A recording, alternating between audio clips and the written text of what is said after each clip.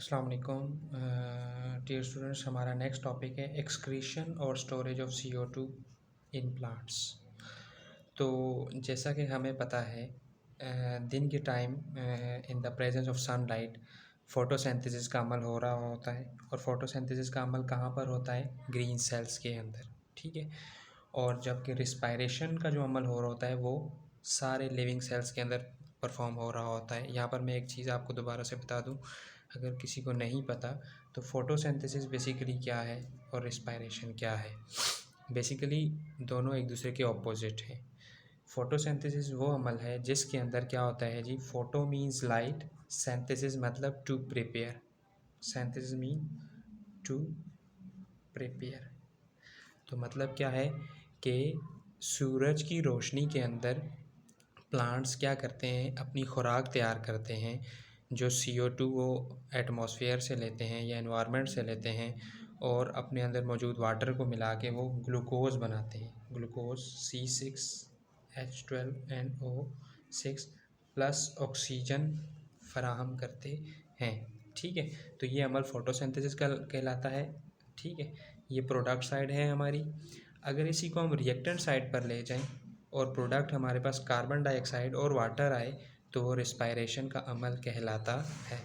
तो दूसरी बात ये, इन दोनों में डिफरेंस क्या है? फोटोसिंथेसिस का अमल सिर्फ और सिर्फ दिन के टाइम पर होता है, जबकि जो रिस्पायरेशन का अमल है ये 24 आवर्स होता है। तो अब होता यूँ है कि जो दिन के टाइम जो CO2 प्रोड्यूस होती है रिस्पायरेशन की वजह से, वो तो यूटिलाइज हो जाती है फोटोसिंथेसिस में, ठीक है।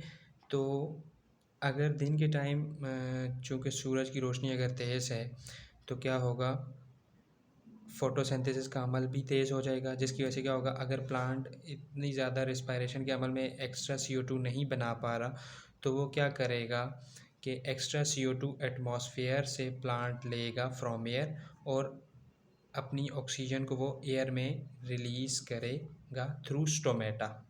स्टोमेटास क्या है? बेसिकली ग्रीन लीफी पार्ट्स के अंदर छोटे छोटे पोर्स होते हैं जहाँ से वो गैशियस एक्सचेंज करता है। These are the small openings present in the plants leaves, ठीक है। तो अब अगर रात के टाइम देखें, at night plant only perform respiration, only CO2 is produced. जबकि रात के टाइम पे क्या होता है, चूँकि सूरज की रोशनी नहीं है तो फोटोसिंथेसिस का अमल रुक जाता है, जिसकी वजह से क्या हो जाएगा, सिर्फ और सिर्फ रिस्पायरेशन का अमल ही होता है, ठीक है। तो इस वजह से क्या होता है, सिर्फ और सिर्फ CO2 ही प्रोड्यूस होती है, और जिसकी वजह से इसको रिमूव किस प्रोसेस की मदद से किया जाता है? Bye diffusion through body surface.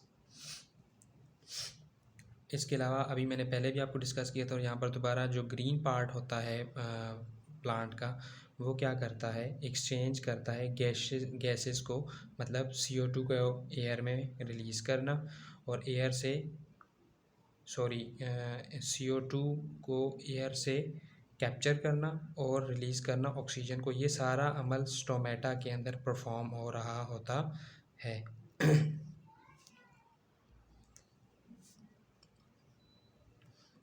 तो ग्रीन पार्ट जो अपनी गैसेस एक्सचेंज का प्रोसेस परफॉर्म करता है, CO2 इनहेल करना और ऑक्सीजन को रिलीज़ करना, वो स्टोमेटा के ज़रिए करेगा। जबकि जो नॉन ग्रीन पार्ट है, जैसा कि दरख्त का तना वगैरह, वो अपनी बॉडी सरफेस की मदद से ये सारा फंक्शन परफॉर्म करेगा।